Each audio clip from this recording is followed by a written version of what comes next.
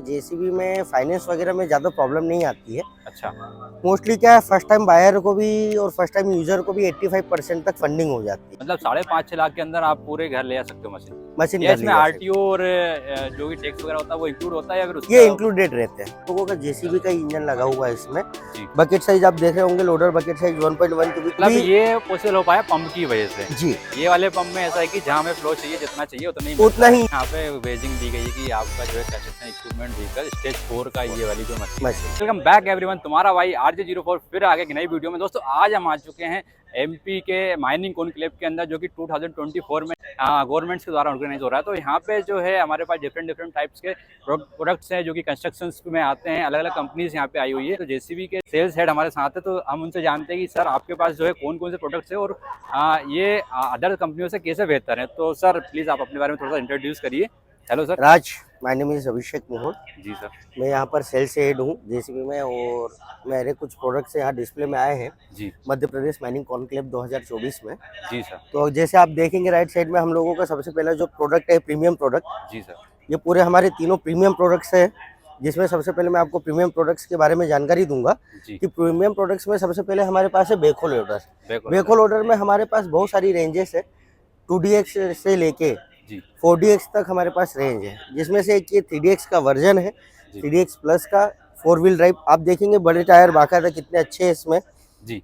है ना। इसका साइज देखिएगा, अदर बेको लोडर्स और हमारे बेको लोडर्स में भी जो है उसके साइज और इसके साइज देखिएगा आप। सर ये टायर साइज तो थोड़ा बड़ा लग रहा है, इसका रीजन क्या है बड़ा साइज? मतलब 4 व्हील ड्राइव है ये, अच्छा माइनिंग वाइनिंग के लिए, और आपके जो रेत वगैरह है, क्रेशर सॉनर वगैरह है, उसके लिए बहुत अच्छी मशीन है ये। अच्छा, ये 4 व्हील ड्राइव में आपकी 4 व्हील मशीन ड्राइव है? में आ जाती है। इसमें ओके। क्या है कि जैसे आपको प्रोडक्टिविटी, जैसे लोडिंग वगैरह की प्रोडक्टिविटी में इसका बहुत ज़्यादा यूज़ होता है। अच्छा, मतलब जनरली ये जैसे हाई डंप वगैरह में डंपिंग नहीं, डंपिंग इसमें एक करनी होती है? प्रोडक्ट अलग आता है। ये तो 4 व्हील ड्राइव आपका नॉर्मल है, इसमें एक अच्छा। प्रोडक्ट और आता है 4 व्हील ड्राइव हाई डंप, जी जिसका डंप हाइट 4 मीटर है। जी। जो रेत माइनिंग वगैरह के लिए हो गया है, या ज़्यादा जैसे कि आपका क्रेशर्स वगैरह में यूज़ हो गए, जैसे बड़े बड़े डंपर्स आ रहा है, अच्छा उसमें अच्छा। इसका यूज़ होता है 4 व्हील ड्राइव हाई डंप का। मतलब हाइट के लिए अगर आपको चाहिए हाँ, तो हाइट ये के लिए अगर मशीन जो आपको चाहिए है 4 व्हील ड्राइव ही रहेगा। हाँ। बकेट साइज उसकी 4 मीटर डंप हाइट अच्छा रहेगी। सर, इसमें जो है इसका जो है लोडर आर्म, इसका साइज बड़ा होता है या फिर जो कि नॉर्मल आपकी मशीन आती है उतना ही साइज रहता है इसका? लोडर आर्म तो ये है कि देखिए, 4 व्हील ड्राइव का जो मैंने बताया, इसमें और उसमें कोई डिफरेंस नहीं है। हम लोगों का 3DX प्लस में बकेट साइज की बात करते हैं तो 1.1 क्यूबिक मीटर इसका भी है, 1.1 क्यूबिक मीटर उसका भी है।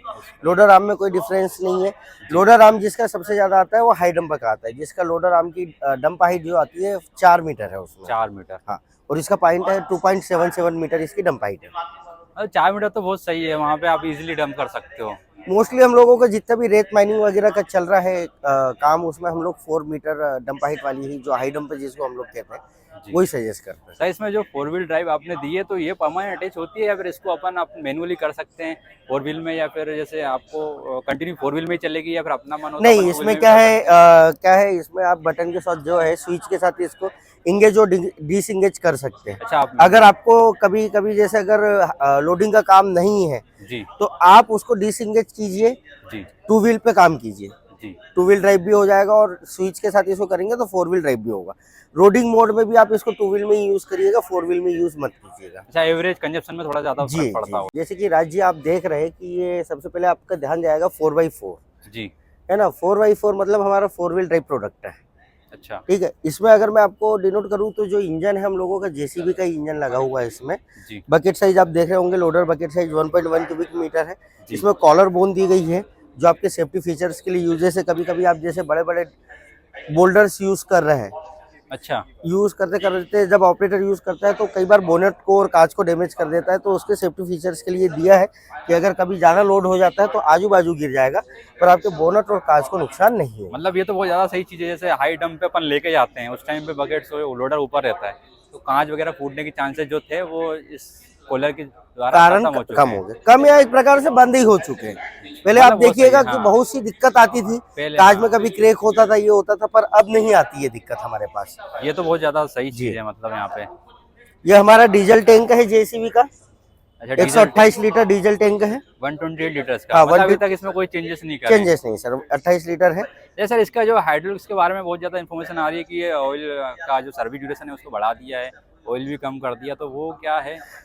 अभी जो आते थे पहले गियर टाइप पंप आते थे हाइड्रोलिक्स के, अच्छा अब आने लगे load sensing variable piston pump आने लगे, जिसको एक्सेल पिस्टन पंप के नाम से जाना जाता है। जी तो जिसके कारण क्या है, इसकी प्रोडक्टिविटी और जो टॉर्क वगैरह है वो बढ़ा दिया गया है। जी टॉर्क सिस्टम के साथ साथ अगर आप देखा जाए तो इसमें जो ब्रेकआउट फोर्स वगैरह है जी वो भी इंक्रीज किया गया है। और दूसरा इसकी अगर हम देखें खासियत, आपको जो बताता हूँ मैं आपको, जी कि वो होने के कारण क्या है कि जो ऑयल, जो हाइड्रोलिक ऑयल की जो गुणवत्ता है जी। उस पे फर्क कम आने लगा है। जो पहले यानी कि गियर टाइप पंप में जो बहुत जल्दी रिड्यूस हो जाती थी वो जी। अब कम होने लगी है।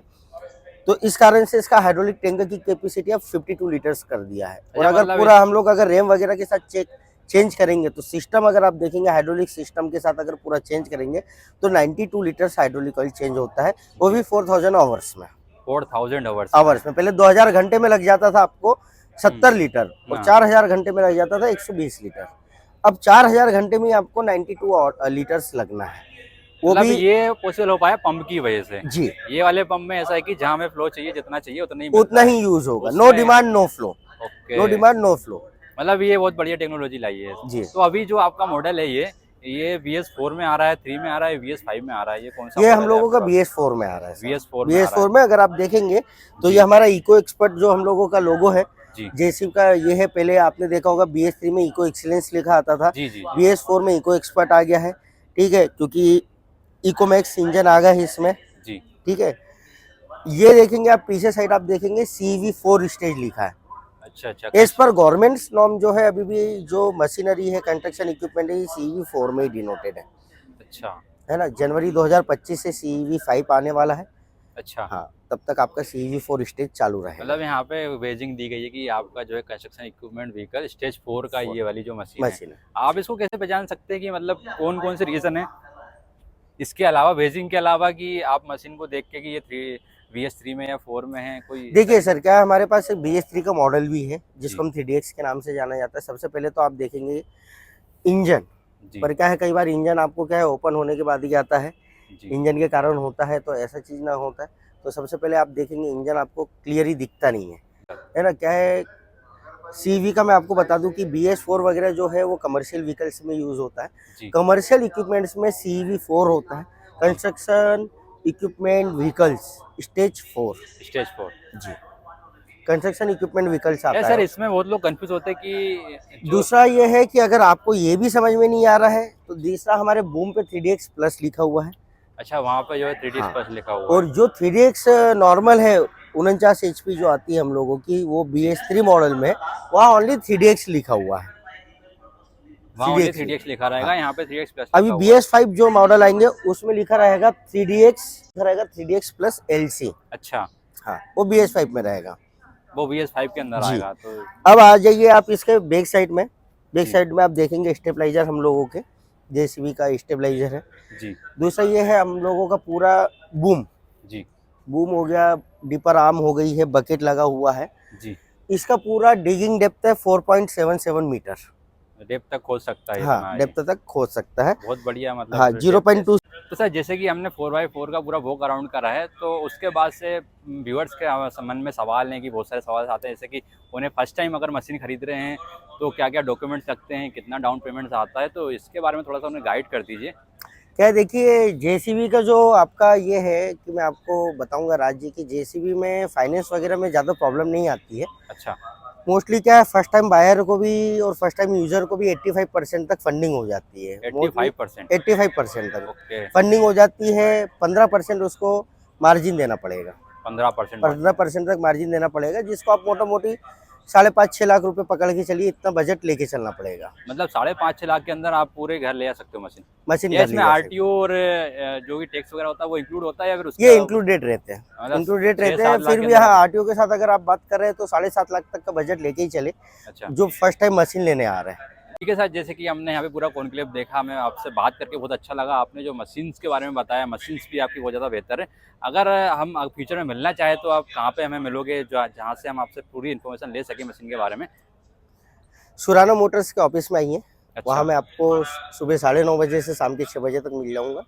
कहाँ पे है सुराना मोटर्स? सुराना मोटर्स का ऑफिस हम लोगों का भोरी बाईपास पे है, IISER college, near IISER college. अच्छा, आयसर कॉलेज आपने देखा ही होगा। जी जी वहाँ पर हम लोगों का स्टॉक यार्ड भी है और पूरा हम लोगों का जेसीबी का ऑफिस है, जी जेसीबी अथोराइज्ड ऑफिस है हम लोगों का। तो वहाँ आइएगा, आपको पूरी जानकारी, पूरे प्रोडक्ट्स 1 बाई 1 एवं फाइनेंस डिटेल, कितना मार्जिन लगेगा, जी। किस किस काम में मशीन यूज़ होती है, पूरा टेक्निकल आपको इन्फॉर्मेशन वहाँ मिलेगी। सर मतलब यहाँ से सुराना मोटर्स से सिर्फ भोपाल से वाली मशीन खरीद सकते हैं या फिर अदर्स भी ले सकते हैं कहीं हम से? लोग यहाँ से 13 जिले कवर कर रहे हैं राज्य, अच्छा 13 जिले 13 कवर जिले किए। कवर कर रहे हैं जी जो हमारे सुराना मोटर्स टेरिटरी में आते हैं। जी तो आपको इनकी पूरी जानकारी हम वहाँ पर सुराना मोटर्स में देंगे। जी आगे आप आइए, आपका स्वागत है माइनिंग कॉन्क्लेव में। आप जी और पूरे कार्यक्रम को एंजॉय कीजिए, पूरा डिस्प्ले देखिए, मशीनों की जानकारी लीजिए और ठीक है। माइनिंग मशीनरीज के बारे में पूरी जानकारी लीजिए। ओके सर, धन्यवाद। थैंक यू ओके, सर, बहुत थैंक अच्छा लगा आपसे यू। बात आपसे भी करके। मिलके बहुत अच्छा लगा राज जी।